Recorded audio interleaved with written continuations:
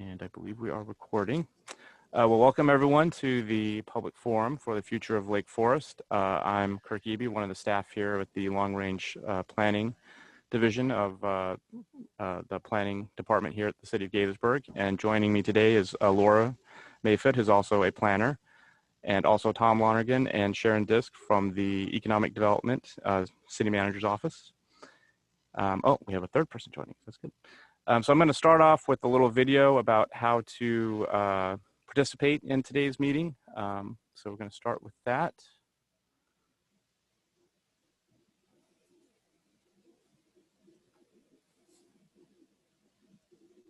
Good evening. If you've connected to the meeting tonight via Zoom and you're on a desktop or a laptop and you wish to make a public comment, we can't currently see or hear you. What you need to do, please, is wiggle your mouse around and look towards the bottom center of your screen. You should see a raise hand button. Go ahead and click on that now for us, please. Alternatively, if you've connected in via telephone, you can press star 9.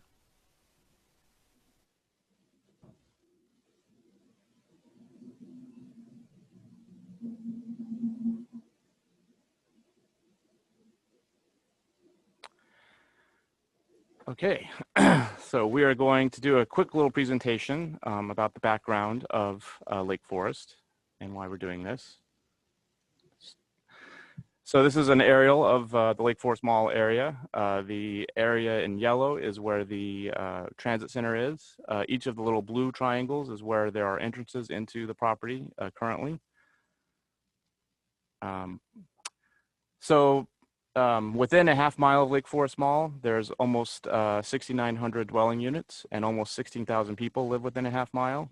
There's about a little more than 1.5 million square feet of general and medical office, almost 1.5 million square feet of retail and restaurant, and just about under 400,000 square feet of industrial storage and warehouse, and no research and development. And that actually does not include the mall itself, which is around 1.5 million square feet, I believe. So over the next decades, by 2045, the city we are expected to add about 20,000 new residents. So we'll have about 89,000 people by 2045.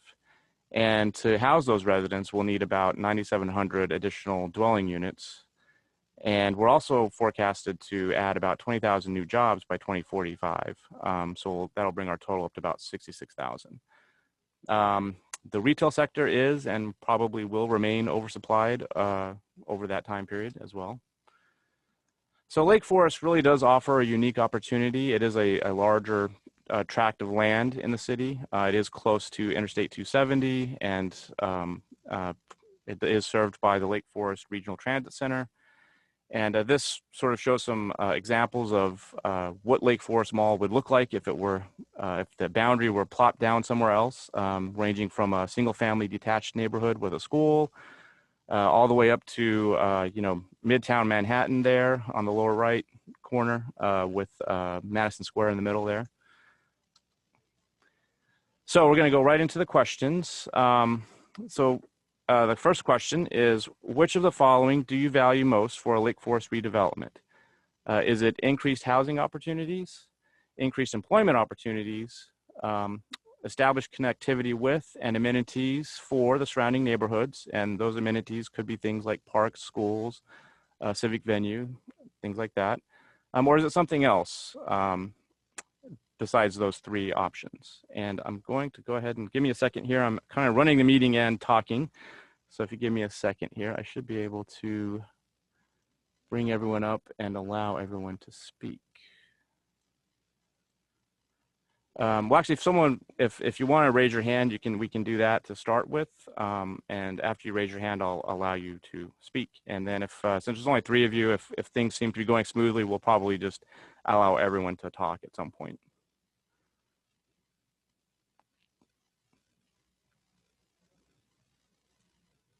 Okay, so Mr. Kraus, go ahead.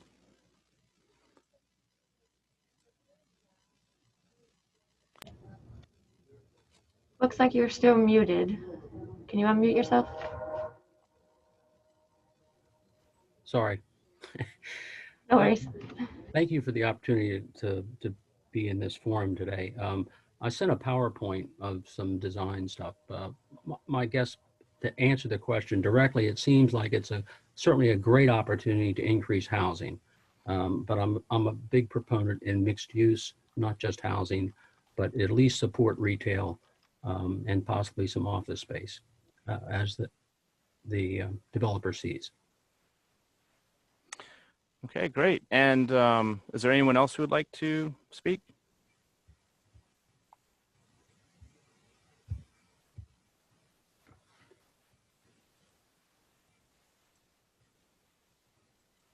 All right, Tony.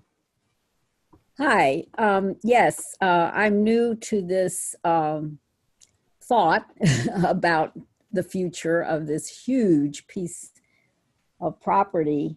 And just staying with the questions for right now, I would pick connectivity with and amenities as opposed to the other options. I see it as an opportunity to connect with Asbury and the elders and the community of apartment dwellers and townhouse dwellers nearby. A big job, but something that would serve both communities and neighborhoods. Okay, well, thank you. John, did you have some additional comments? I saw your hand was up. That's why I'm asking. No, I'm fine. Thank Okay. you. At least on this question, I would like to talk further, but not on this question. Okay, thank you. Yes, sir. Would anyone else like to talk about this question? Melissa has no microphone, and so she has answered in the Q&A Oh, for choices A and C. okay. Well, thank you for letting me know that, Jaren. It's somehow cutting it off for me, though. Melissa, are you able to call into the meeting? There was when you received your link to join, there should be a phone number there that you can dial in as well. You might be, Kirk, can you allow that phone number to speak? Is that her? I'm not sure. Maybe that's actually what the problem was. I've just allowed Melissa to speak. And so, but, okay. And I've also allowed the phone number that called in to speak. So I'm not sure if that's her or not, but.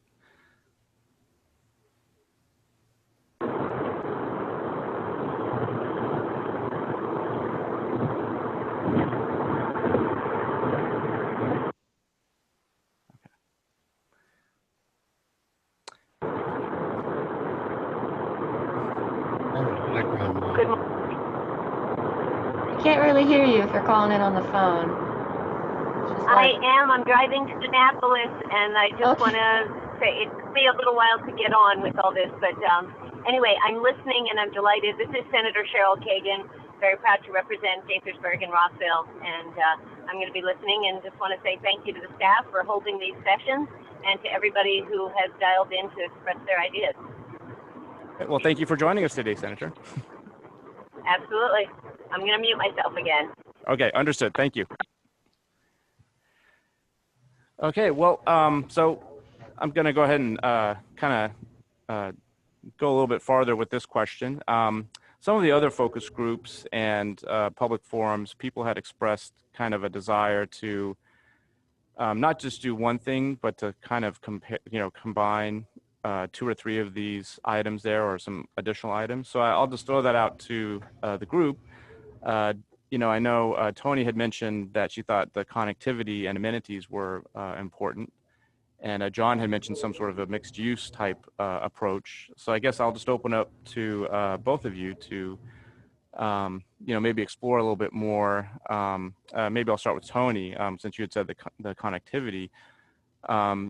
Do you think that the connectivity alone is sufficient enough, or do you think that it would be good to include sort of a combination in the approach to the redevelopment? Am I unmuted? Yes, yes, Oh, I've okay. left everyone unmuted. Because I don't have the mute sign on my screen. Well, I'm not quite sure. Like I say, I'm kind of new to thinking about this and also this kind of opportunity to talk about how things will go. So when I think about connectivity, I do think about mixed use and things that are going to be good for all people. And maybe this is part of it, I'm not sure. One of the things to connect people with is green space. And this is the other comment I wanted to make. I went on the drone view of the piece of property, and it really hit me how impermeable this huge piece of property was. And so this is something to consider for the future and for the environment, is to keep that in mind, and that will help guide us into having good places for people, for all people. I don't know if that answers the question, but those were my thoughts at the moment. Okay, thank you. John, did you have anything further to say? Sure. I looked at this site also. I've had extensive experience with master planning and mixed use development, and have been involved with the Rockville plan, Twinbrook master plan. I live in Montgomery Village. I'm in a butter. I'm not in the city of Gaithersburg, and that's why I appreciate you allowing me to at least be here today.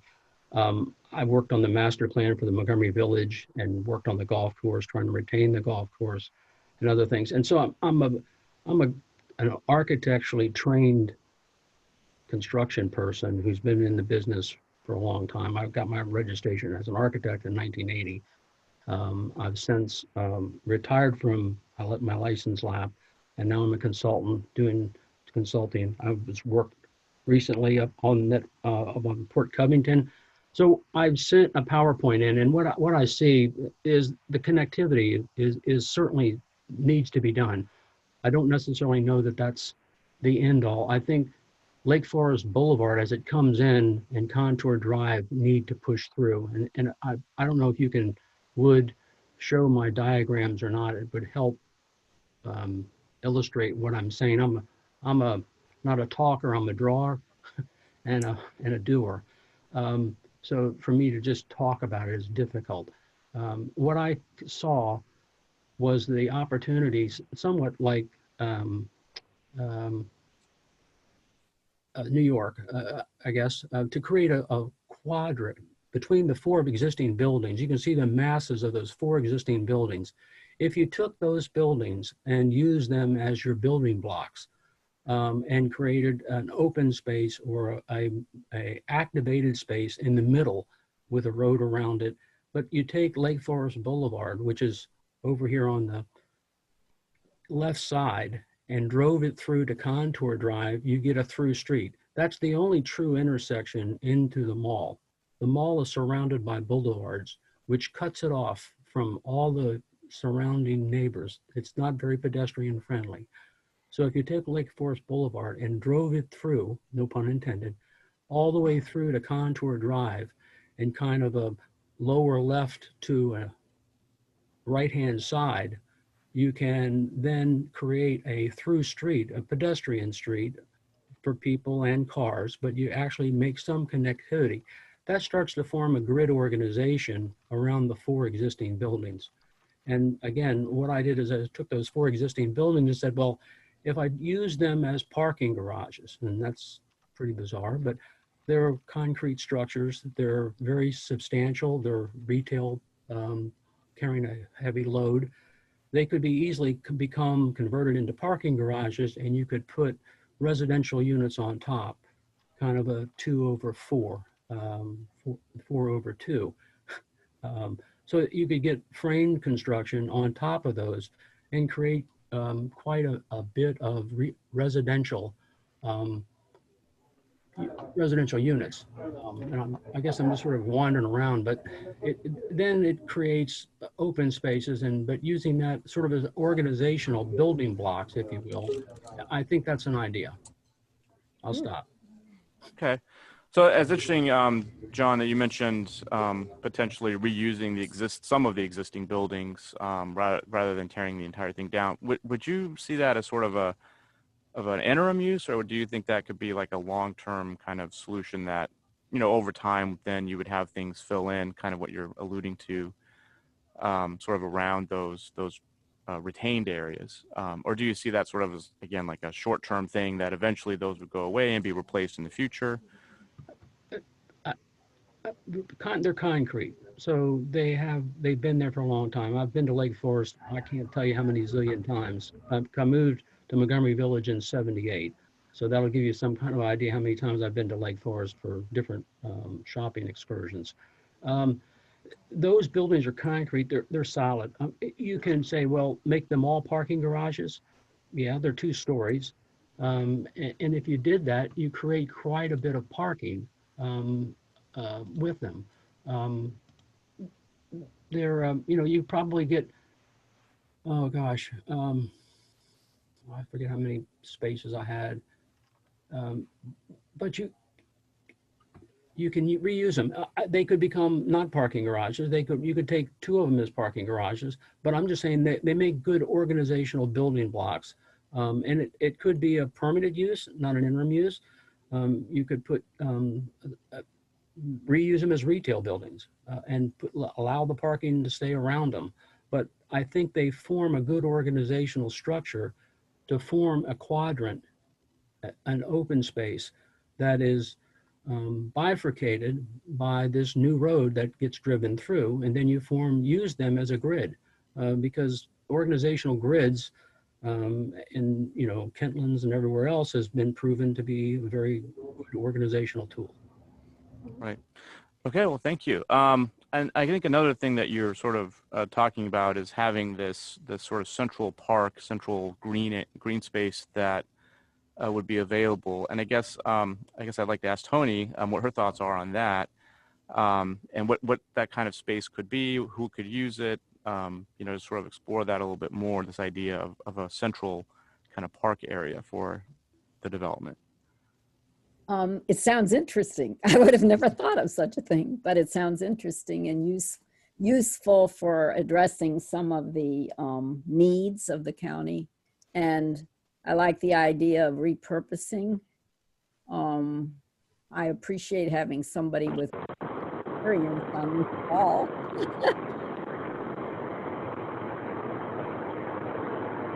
May I pipe? I think you dropped out, Senator. Yeah. May I pipe in? Yes. So is it just a few of us on this call? It is, yes. Very close. Okay, good. So I don't want to speak too much, and I don't know is it Tony Hudson who's on the call? It is I. I know nothing about all this. Dear. Hi. So nice to hear your voice, and I'm so sad about John's passing. Thank you. I see your little notes when you write. Thank you. Yes, of course.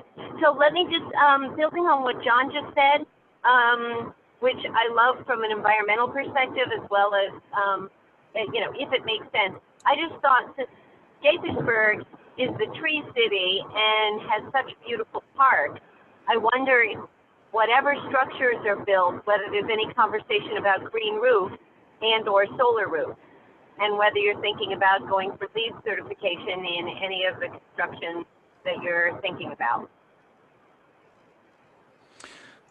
So the master plan may or may not get to that level. We're not going to a sort of a design level with this master plan, but it doesn't mean that we couldn't have some sort of broad recommendation that, and the city does have requirements to meet certain, green building code things.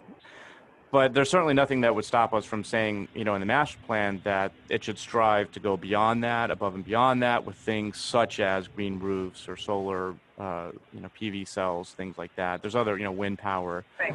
So certainly that could be in the master plan. And there are other focus groups, and I think that was also mentioned in one of the public forums, the idea of, having additional green type of development there. In fact, I think one of the forums, someone suggested that this could potentially be done in such a way that it serves as sort of a model for a green redevelopment, a really green redevelopment that Yes. takes things to a different level. Yes. So, you know, based on what John was just talking about the reuse, that's one way of being green. Concrete isn't pretty, so reusing it is a lot less expensive and all that.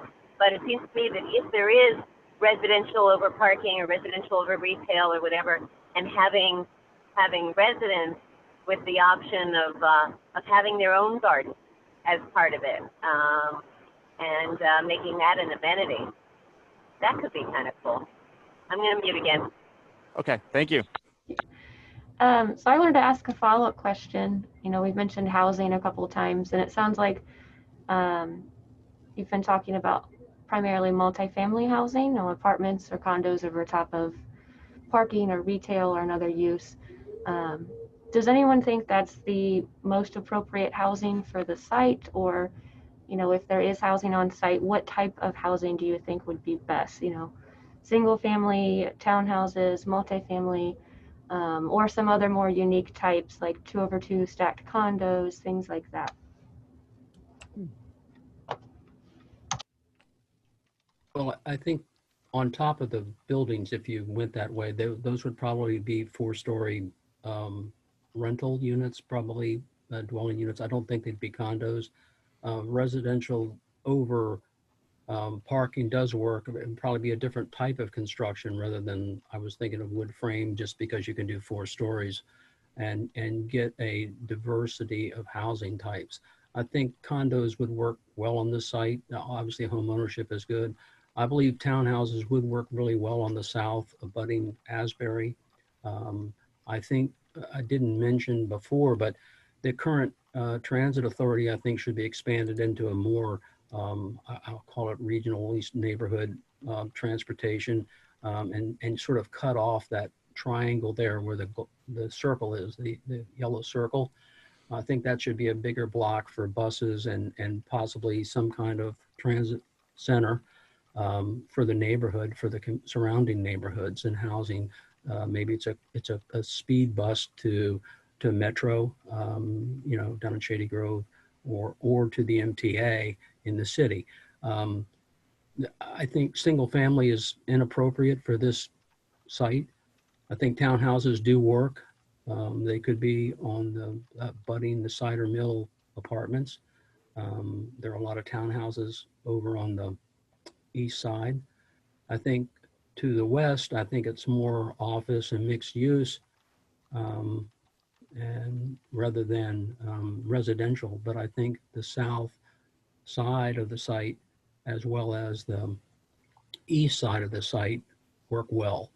The nice sites on Montgomery Village Avenue have a lot of green. You have the ponds there, and there's the green save area there at that corner, Lost Knife and Montgomery Village Avenue, which could be a high-rise residential in that corner to actually sort of denote the site, sort of give it a sense of. But I think overall, the thing, whatever it is, however it develops, need to have a sense of place. It's a big, as Tony said, it's a big site, and it needs to retain some kind of prominence. I don't think it's a regional shopping center anymore. I think it's more a neighborhood support. I think regional shopping centers like White Flint are sort of going away. But I think the structures there are worth studying. Thank you. Sure. So, John, you mentioned the transit center. I guess I'll sort of open that up for a little bit more discussion. So right now that's located at the corner there of Odin Hall and Lost Knife, and is kind of on the periphery of the property. Do you think that that's a good location for it? Do you think that maybe there should be a different location? And do you think it should remain kind of its own little world unto itself off to the side, or do you think that it could potentially be, you know, integrated into a redevelopment in a different way, kind of like, you know, what's happening in Silver Spring, although maybe that's not the best example, but Not a good example. or Wheaton, right? The idea that it would be more integrated into the development, even though those two areas, of course, have Metro, which obviously is not here, but the regional bus center does actually, it is one of the busiest ones, if not the busiest one in the county, and does serve a lot of different areas. It does connect the down county to the up county. So it is a pretty important transit center, but I guess that's really the question again, is the location, and then, should it remain kind of isolated, or could it be integrated into the redevelopment? I'll just put that out there for everyone to think about. I'll take a stab at it if you let me. In my life, I worked on the Twin Brook Metro Station, the redevelopment of Twin Brook into an award-winning community down there, working with WMATA and doing bus bays and bus stations and at the metro station, both on the east side and the west side of the station. I think, anything should be integrated rather than isolated. I think you have to integrate it into the fabric of the community. But I think it is a spot, should be a spot, and that I think is the right location, that it should be carved out. And again, working on the development side of the world as I have, I would sort of try to look at that as being part of the traffic mitigation that the developer carve out for some transit authority, whether it be the city of Gaithersburg, Montgomery County, or state, and create a metro center that people could get to mass transit from that area, as well as localized buses throughout the neighborhood. But moreover, it's on Odenhall, which is a direct link down to Mid-County, down through Goshen. It's the right site. I don't think Montgomery Village Avenue needs more traffic on it, although you may end up there on 270. But I think it's the right location. Again, I think the important thing is almost to get more connectivity. If you took Lakeforest Boulevard, which turns into Perry Parkway, that goes down to 270. It's a circuitous route, but it does do it. The fairgrounds actually make it meander a lot. But from a transportation, I think by bifurcating the site, you start to get more connectivity to the site. But this corner, I think is the right location. Okay, Tony, did you have any thoughts on that? Well, I was just thinking again about connectivity.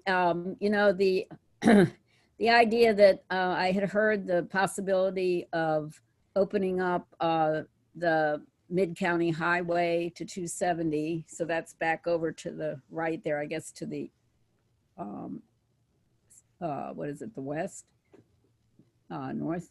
Anyway, and I'm also thinking about access to 270, and it does strike me that Lakeforest Boulevard is a place where there is connection to 270. It's kind of like trying not to add more traffic to Montgomery Village Avenue, but you want a direct route. But on the other hand, the location where the transit center is now is really good for many of the nearby residents. I mean, it's a little off, but it's close to where they can walk.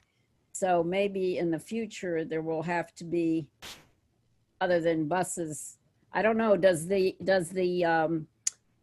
Metro bus that's the designated Metro bus, does it make the stop at this transit center? I would think it would. The one that goes up Frederick Avenue and just makes a few stops, the express, the rapid. Yes, yes, that one does. I believe that's called I can't remember what they call it, but yeah, that 101 bus does go to the Lake Forest Transit Center. There are a couple of WMATA buses that go there as well, and of course all the ride-on buses. And in the future, there is planned to be a bus rapid transit that goes up Frederick Avenue that will actually come over to the transit center wherever it's located. And so that's one thing that we heard from the state and the county was that, if the transit center was moved, if it was moved closer to the 355, that might improve the operations somewhat, and things like that. So, and I think the senator actually has something to say now, so I'll let her say something. Yes, Tom. That is Tom Lonergan, right? He is on the call, yes. Okay, I didn't know I don't know who the voices are. And John, by the way, you're very impressive. Yes. I'm thankful. I'm not trying to be, I'm So- trying to be, just take care of my neighborhood. No, you're awesome. Thank you. Very impressive. So I just want to wonder about the Icc Bus, which I have worked for years to defend because I think it's an amazing amenity that most people don't know about. And I suspect that everyone on this call knows about $5 to get from Gaithersburg to BWI. Using the Icc, not paying for parking. It's like this miraculous thing, and it comes really frequently. It's reliable and all that. But I wonder whether the start and end point could be over, especially if there's retail or something that could benefit from, sort of a synergistic location and not just starting at a parking lot. Is that something you guys have thought about? I mean, again, we're sort of asking for the public to give us some ideas, and that I think that's an interesting idea to look into. I think the reason that it starts at that parking lot is that the idea is that people would drive to the commuter lot there and then hop on this bus to then go. But I mean, there's nothing that says it couldn't be studied to see if it would make sense to have. And I'm not sure if it actually has a little spur that goes over to Lakeforest Transit Center or not. But certainly that's something that could be looked into, I think. In terms of its stop, it goes from Gaithersburg. It stops at the Shady Grove Metro parking, and then it goes to Casino, or not Live, but one of those, and then it goes to BWI. I don't think there's any other stop in our area. In any case, it could be interesting as you think about a transit center. It could be, and as using the John idea of if there's parking available and if there is public parking, that could be a concept also.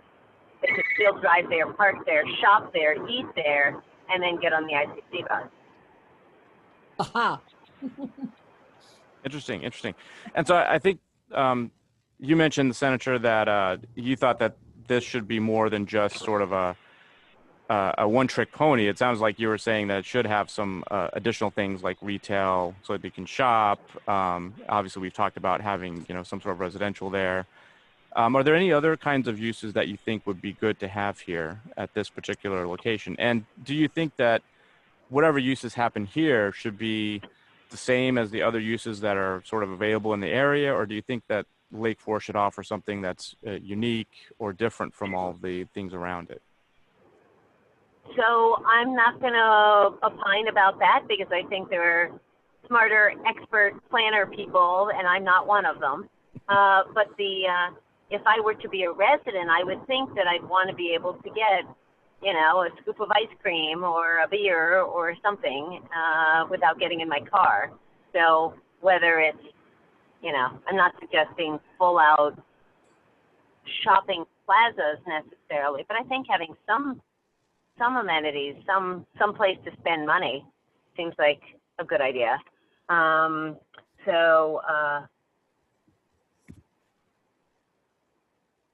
Anyone else want to? But again, for Asbury residents, it could bring them over there. As Tony mentioned earlier, connectivity to Asbury would enhance that. If I could get back to the transit center for just 1 second. If you look at the diagram that's on the screen, if you can see the screen, there's a loop road. And if you look from Contour Drive to the entrance, the blue dot entrance, and sort of cut that quadrant off, I think that should be carved out for the transit, and that they could have their separate road into and out of the site using the existing entrances that are there coming off of Contour. That creates quite a big space, and I think it could be for buses, parking, or whatever they need, and integrate into a walkable area. So if residents and or retail patrons are in the mall area, and again, I'm still thinking of it as a mall. I still think the quadrant and organizing it the way it is and creating a walking plaza is just the way to go. Just crazy. Asbury, I worked at Asbury for 3 years. I did the high rise there at 40. good. You are good. John, I'm John, pretty, is there anything you haven't done? not really. And I'm not trying to toot my horn or anything. It's just that this is just the nature of who I am. I did the high rise with What's your Asbury last name? Kraus, Do I know K-R-A. you? I don't know. I worked for KR. AUS. I worked for JBG for Okay. 25 years. I was Fantastic. All right. half of the Were portfolio you development. with John Schlichting? John Schlick and I worked Did you work? together. That's fantastic. All right. John knows me well. That's awesome. Well, from all your accomplishments, John, it seems like curing cancer and getting to Jupiter or something or Mars should be next on your list. Well, you say that I worked on the National Cancer Institute headquarters at Shady Grove. I mean, Of course you did. Of course you did. That's just awesome. completed the cancer lab for him in April. Anyway, so that's kind of crazy, but Asbury's cut off. I mean, Asbury's a sealed community, and the only place you could have connectivity was down Russell Avenue and/or at Odenhall at the entrance there. Yeah. It's a gated, hilled community that they built the houses along the edges of the high rise, the second one. So it's not well connected and it's gated. But I think the residents would have an opportunity, if they felt safe or whatever, to get over there and to sort of walk around. And that's what I'm trying. I think you need to create a place here. You have the opportunity to do it. Let's do it. That's my kind of my goal. So what types of uses, and this is for both, John and Tony, what types of uses do you think could create that place? We've had conversations with other folks, and they seem to lean towards more of that experiential type retail, maybe a brewery or something like that, something that's not so focused on just like a soft goods typical retail store, but maybe some other more unique uses. What do you folks think about that for this site?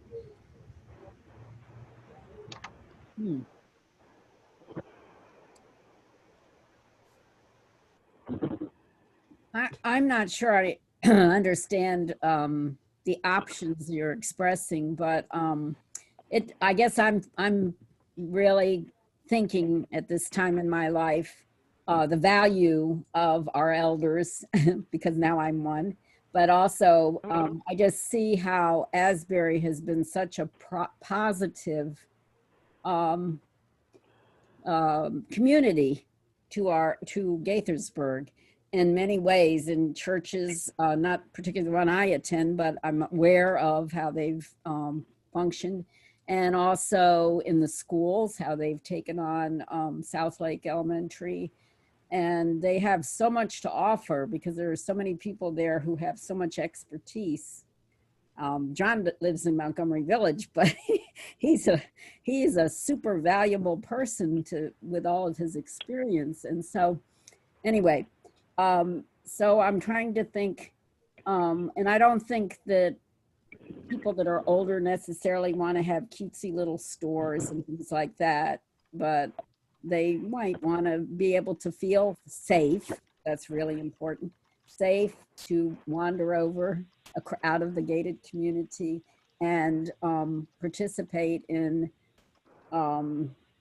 functions that are going on in green spaces, and being able to get some foods. I mean, I really hated that Trader Joe's moved.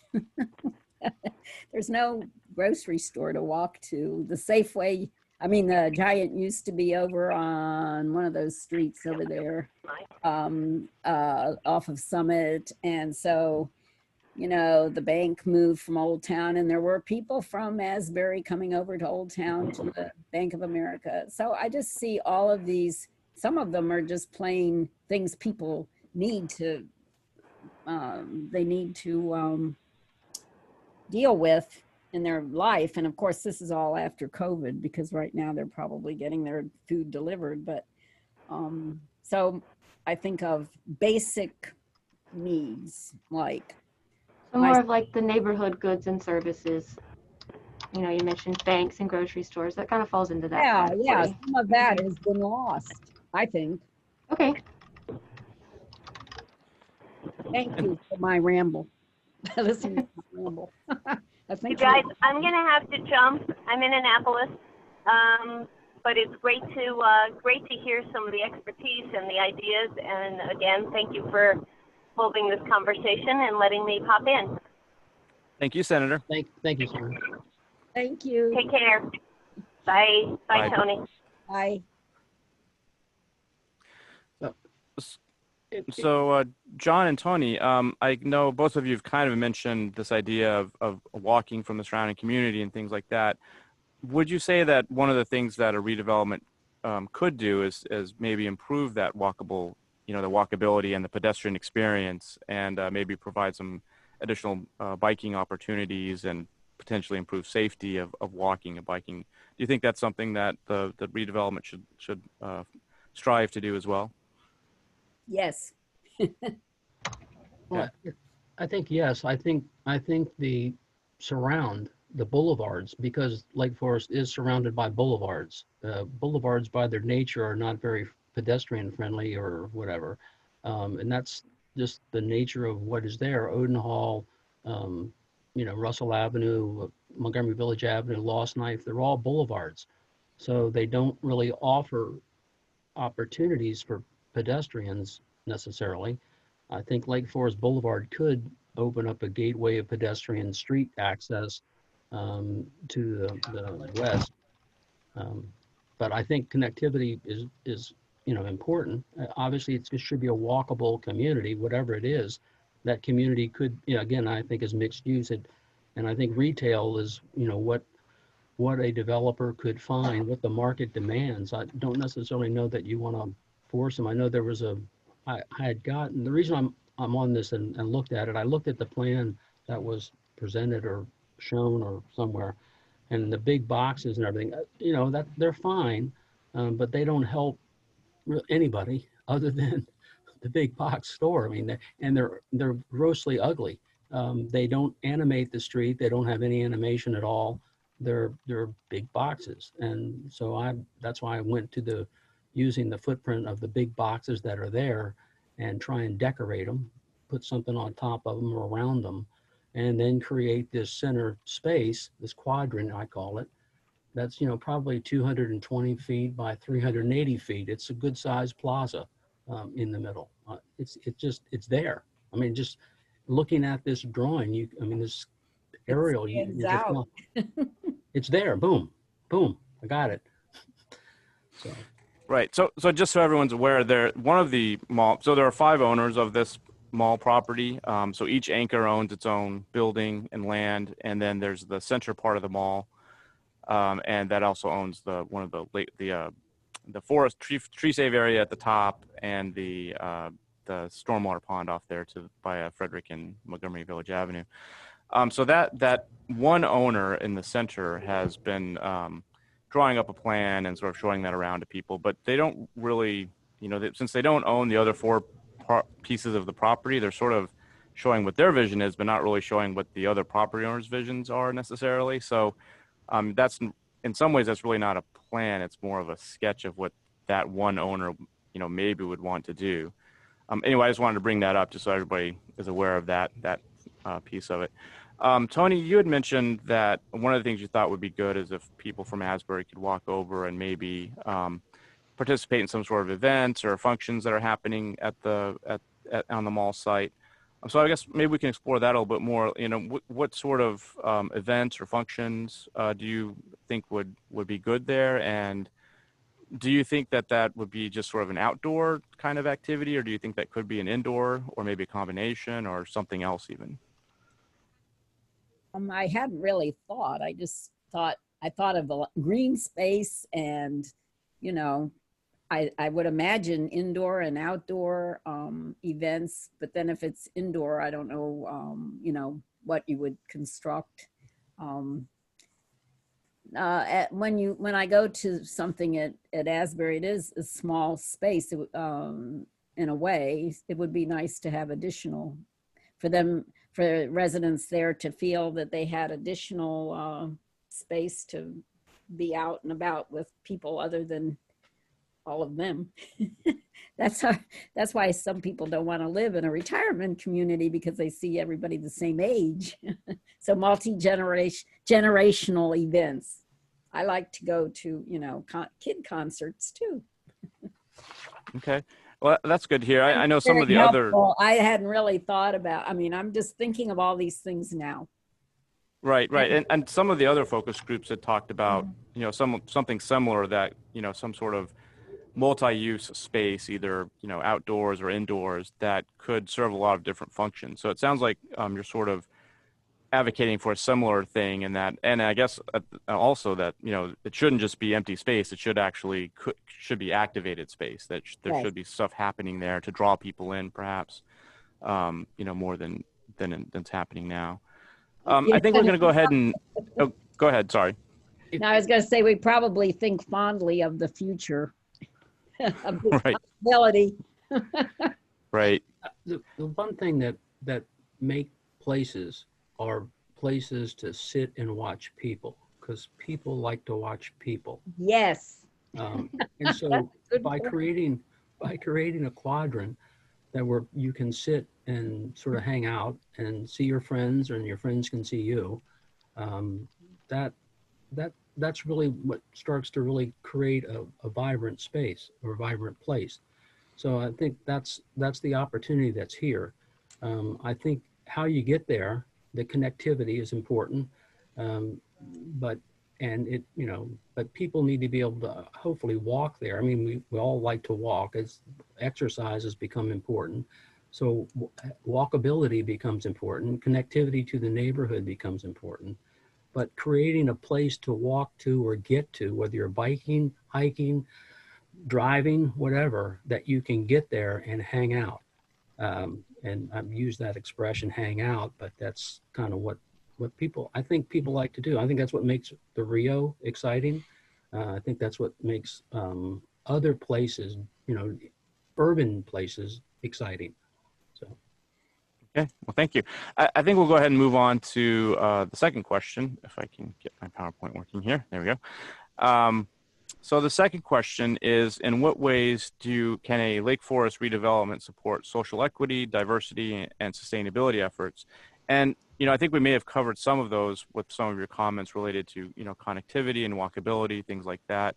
But is there any other types of things that you think, could support that? Things like, the types of housing or the type of businesses that would go in there in a redeveloped Lake Forest? Well, I think all that needs to happen.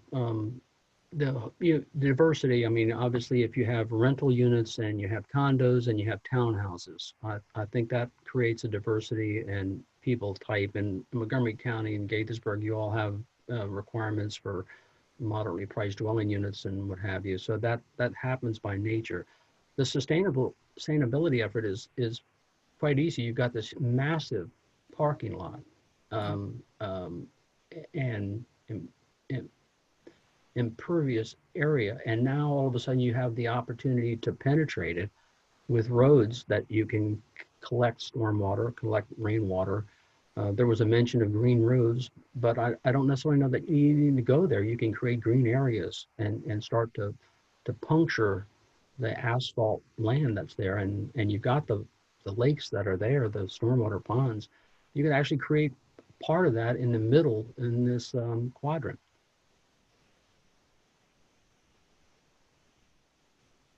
And for sustainability, that means a lot of different things to different people. There certainly is the natural environment sustainability, but there's also a lot of focus these days on sort of economic sustainability and viability. So do you think there's something that Lake Forest, a redevelopment of Lake Forest, could do to kind of add to that sustainability? And I think both of you sort of mentioned some different things, like having a place for people to gather that would draw people in, to make sure that it sort of is a more successful future, sort of like you mentioned the Rio. But are there other things you can think of that could help with the economic sustainability type of approach? Well, I think reusing the existing buildings and adaptive reuse without tearing them down. I mean, if you look at parking spaces, they're $30,000 a space if you did a structured parking. And if you do underground parking, it's, you know, $50,000 a space. And if you could create over 1,000 spaces in these existing buildings, you're basically making it sustainable. You're making it economically viable by doing that, by just adaptive reuse of the existing structures, whatever you do. And for like new development, new buildings, in terms of economic sustainability, do you think that it would be good to have, you know, more diversity and variety in those buildings, you know, the sizes, the types, and things like that? Do you think that would help support economic sustainability, or do you think it's better to sort of have everything be the same type of building or same type of housing? I forget, I don't remember what it's called. It's the IG, what is it? The Green Building Code is being redone in Montgomery County, re-examined. Do you know about that? And I think because it's such a big thing, I would think Gaithersburg would be required to be part of it. So I don't know, and a big part of the restructuring or the re-examining of the code, the building code, is the sustainability. So I would think that the new buildings that would go in would have features that would make them have less impact on the environment, greenhouse gases and so on, and ultimately make them better housing for the people that live in them. You know, cut their utility rates and that kind of thing. Is that kind of what you're talking about? Yeah, I mean that's one approach, certainly. But in terms of like, you know, right now everybody sort of has their mind on the pandemic and the results of that, and the way that we've changed our behavior due to the pandemic. You know, some people think that those types of behavioral changes will continue for a number of years. Some people think that, you know, once the pandemic's over, everybody will go back to the way they were before. So I guess, you know, what are your thoughts about, in terms of sustainability and, you know, thinking about things that can happen in the future? Hopefully, you know, there won't be another pandemic for another 100 years, but you never know, right? But do you think that some of the behavioral changes that are sort of driving other things in our lives, like, you know, you mentioned, or someone mentioned the deliveries, you know, or having your groceries delivered instead of going to the store, you know, needing areas for, you know, picking up things that you've ordered online or dropping them off. You know, do you think those types of things will continue to be a good component to include, you know, years down the road, or do you think that's really sort of something that's going to go away in a couple of years after the pandemic ends? I think I think sometimes that, you know, you try to overthink things and overregulate things, and it just sort of messes things up. But you have to realize I've been exposed to development for a number of years. So John, would you say that, you know, having flexibility is probably a good idea with whatever the master plan is recommending, rather than sort of dictating one thing over another? Correct. I think so. I think you allow somebody to do something, and within guidelines. Don't be stupid. But I don't think people are necessarily stupid. I think some of the regulations on, you know, air changes and the lead requirements have gone kind of overboard, where you're actually costing more money and costing more energy than actually saving it. I think, you know, using good common sense practices. I always revert back to, you know, what common sense is. What makes sense economically, you know, for a residential unit. You know, they're going to be, if it's a central system or whether it's an individual system, and how you operate your unit versus how somebody else operates their unit if you're in a condominium and or an apartment. And if you're in a condo, how much personal responsibility do I need to take on how you know, how sustainable I am. I have my unit, my nature is sustainable, and go on and go forth.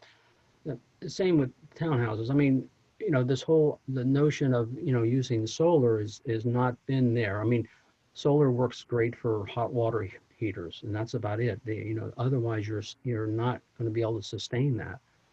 So I think having somebody examine what makes economic sense, and at the same time, the units and or the uh, the, the buildings need to make economic sense in the way they're operated and how they're operated. So. So John, it sounds like you're saying that in addition to flexibility, that you need to make sure that there's a balance between these economic considerations and the sustainability and environmental considerations and some of the other considerations, so that you're not trying to promote something that maybe is not realistic or not going to happen anytime, which actually brings us to the last question, which is about, the redevelopment of Lakeforest and what would be a successful redevelopment. What it's sort of a two-part question. One is what would you consider to be a successful redevelopment of the site? And then the second part of the question is, how long should that success, take to happen? And are there even different levels of success? And should one type of success happen sooner than another type? I guess that's sort of almost three questions, but I guess I'll sort of throw it out there to both of you with the first part about what would you say would be a successful redevelopment of Lakeforest? I would say people using it. And I don't know what to say about how long it would take because of all the extenuating circumstances right now. Right. So a lot of time what we tell people with this question is, master plans are designed to be 10-year plans. So they can take a long time to be fully realized. But, in speaking with some other groups, some people wanted to see some movement on the property, it looks like something is happening there within, 3 years, within 5 years. Some people were comfortable waiting even longer. So if you could just, give your input on that, is there a certain time frame where you would want to see something starting to happen with the property? Thank you for saying that. I didn't know what to, realistically think. I guess you need to be, what would make it successful, from my opinion, is making a place out of it. At one time, it was a regional mall, or I guess whatever, and it was a destination. People went there to shop, and it was the local kind of mall, big mall, had the nice anchors. So people went there because of that. That's probably not viable now. So I think, but it was a place. And whether you liked it or didn't like it, it was a place. I think that's what's going to be successful in the redevelopment, is that it creates a place. It may not be the same kind of place, but a place where people enjoy going, feel safe going, have something to go to do there. They may live there, they may work there, but it has to make sense. And that's kind of global statement, but I think by making a sense of place, you start to create that. And that's why I was looking at this quadrant, this park, this area, which, it's sort of a symmetrical, the buildings are there. But I think connectivity, the master plan needs to make a street go through this parcel. You got to subdivide it somehow. And the only logical way I could see was through Lakeforest Boulevard to Contour. Those are the only viable intersection or street coming through that I could see. Everything else is just a connector to the parcel. But I think the master plan needs to say, or do something from a transportation perspective to make this a thoroughfare, not a thoroughfare in a sense of a car through, but a nice street that drives through. And I think spending time on what that connectivity from one side, from the east to the west, or west to the east, and that connectivity, how that operates. I don't think you can get one on a north-south direction. I mean, I just don't see that happening in a master plan. But I think, Lakeforest Boulevard to Perry Parkway, that has some legs, and that should be part of the master plan, in my opinion, through the fairground property to connect. But I think it takes time. You're absolutely correct. Rome wasn't built in a day. That's the old adage, right? So, if you want to do it, and also you don't,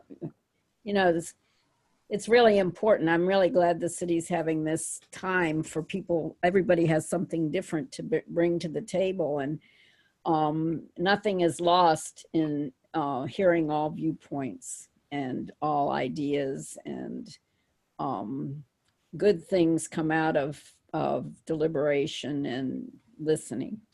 Thank you.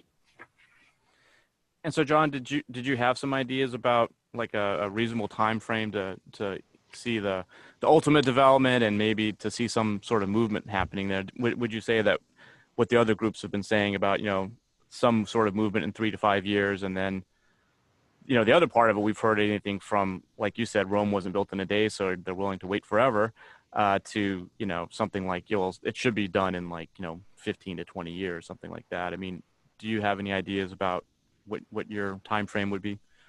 Well, I don't think I can tell my neighbor to clean up his yard tomorrow. I don't think. So, I mean, it's really up to the landowner to figure out when they need to do something. As you said, they're separate parcels, and people need to get their head together, and property and joint venture or whatever they need to do from a business perspective. But at the same time, I think there's an opportunity. I think the city can form a framework for them and a path forward. I don't think you can dictate time to anyone. That, you know, you just don't know. You look at this. I can tell you one thing. I'll be glad when 2020 is over. Okay. So, you know, it's sort of like they said, Back to the Future, don't set the DeLorean for 2020. So.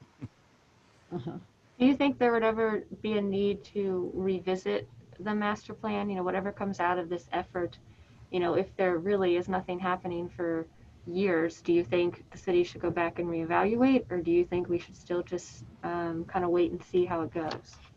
And when do you think, if so, when do you think we would reach that point where it's time to reevaluate what we recommend for the property? I think the city needs to evaluate input from the citizenry and ideas that have been received and their own thoughts, and figure out, okay, how's the best way to facilitate this property to go into redevelopment rather than dictating. But I think the master plan may want to adjust based upon it's going to have something, hopefully maybe someday will happen there, and be prepared for and kind of guide that rehappening into something. My opinion. And so long term, if it seems like nothing's happening at Lakeforest and it's just sort of sitting there, not going anywhere for a number of years, do you think there might come a point where you know, there needs to be some sort of public involvement and, you know, public investment into, you know, jump starting things over there? I mean, there's already the transit center there, which certainly could be one way to sort of jumpstart public investment. But do you think it might need more than just, you know, the transit center to sort of get things going? And if it does, do you think that should happen, or do you think it's better to just wait for the market to be right so that, you know, the market can sort of move it forward and reach that vision eventually? Well, again, economics usually is a driver. Somebody owns something and they want to do something, and you got to wait to hear what they have to do and then guide them through that process. I don't necessarily know that you can put a timeline on it, and I don't think you necessarily need to cave into timelines.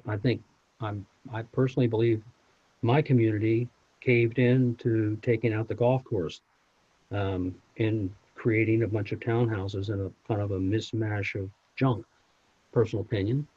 I had done a master plan to keep the golf course and still have 400 units of age-restricted housing, which I thought was best for my community. The center, Montgomery Village Shopping Center, is going through redevelopment. Probably not as nice as I had designed, but it is going through redevelopment. It took a time. So I think it just have to let the economics of take place.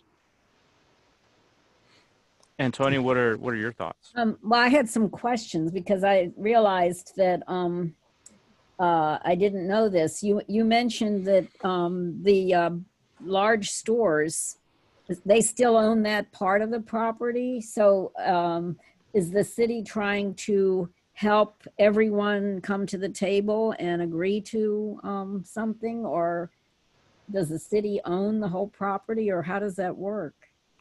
I wonder what constraints are, are causing development there, besides everything else, the market and the COVID and all of that. Right. So there are 5 different private owners. The city does not own anything. The county, I believe, has an easement for the transit center, so they have the right to use a part of the property. They don't actually own the property.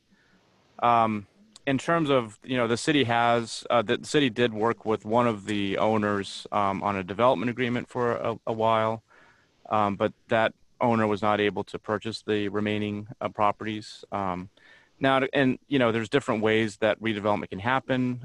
Certainly, if there was one owner of the entire property, that would make things a lot easier for everyone. But even if there are multiple owners, there can be partnerships through those multiple owners that could then move forward and things like that. Again, the city doesn't own anything right now. So this question was really more about, some of the other groups have mentioned the idea of, at some point there might need to be some sort of public involvement to try and get things, started or jumpstart things. This property is located within an enterprise zone and a opportunity zone, which those do provide some tax incentives for the redevelopment. So there's already sort of something there that's some sort of public contribution in that sense. But I think what other groups were suggesting was a more substantial kind of involvement than that. And that's really just, again, these are just questions that we put out there, just really to hear from the public and also to kind of see if different focus groups and public forums are kind of thinking along the same lines, or kind of like what John was saying too. It's always good to hear from different people, different ideas, just to kind of get an overall picture of what could happen there as part of a redevelopment. So that's basically what this is. This is just really about possibilities. Nothing can really happen yet. Although I think it's instructive that the transit center is owned by the county, and maybe that's something to be worked on, and maybe that would be an impetus to things moving on. I don't know, because transit is a big thing right now, with the 270 and 495 and monorails and all this stuff. I don't know. Comes to mind. I thought maybe we were in a different position because of these forums. I thought we were in a different position, actually. Right. So because several of the anchors have entered into bankruptcy, there's really this idea that something is a lot more likely to happen on that site at this point than previous points in time. So that's part of the reason that we're doing this master plan. The master plan really is just to guide a redevelopment of the property. All of the owners can currently do things that are allowed under the current zoning. So someone could release one of those stores if they wanted to. The mall, the central mall owner has kind of allowed a lot of leases to lapse because the idea is that it's easier to sell the property or to redevelop the property if you have less leases in there. So that, really it's the Lakeforest that you see is probably less successful than it potentially could be even today. Although I think John made a good point that, his opinion that these types of large regional shopping areas are probably not as in demand as they have been in the past, so that something different might need to happen here. That's probably very true. But things can change also. But really the master plan is again, just if the property owners want to do a major redevelopment and not continue doing what they're doing. The master plan doesn't preclude them from continuing doing what they're doing. But again, because of the current state of the property owners, there is this idea that something will probably be happening, or it's a lot more likely to happen today than it was, a couple of years ago. So. Uh, part of the scheme idea, scribble, as I called it, that I put forth was because there are four buildings, and if there are landowners, that would make, I think, easier for them to come together and create something. Whether each of the four get converted, or maybe somebody stays, maybe one of the stores stays as it is, and feels, okay, I can become an anchor store um, inside of a mixed use development with residential on these other buildings that were there. So it allowed, you have four different parcels of four different buildings, and then that subdivides into other land that would allow for potential development or redevelopment. That was kind of the other format, but I still saw it as an organizational structure to create a grid to organize that whole space. Okay. Well, I think we've just about come to the end of our public forum. I will go to the next slide just to remind both of you, or actually all three of you, there is someone else on the line who has not been able to speak because her microphone wasn't working. But there is a project page for the Lake Forest. If you haven't already visited it, it's gaithersburgmd.gov/Lakeforest. And if you do have a comment, if something comes to your mind after this meeting, you think, oh, I wish I would have said something about that, you can email us at the lakeforestmp@gaithersburgmd.gov address there.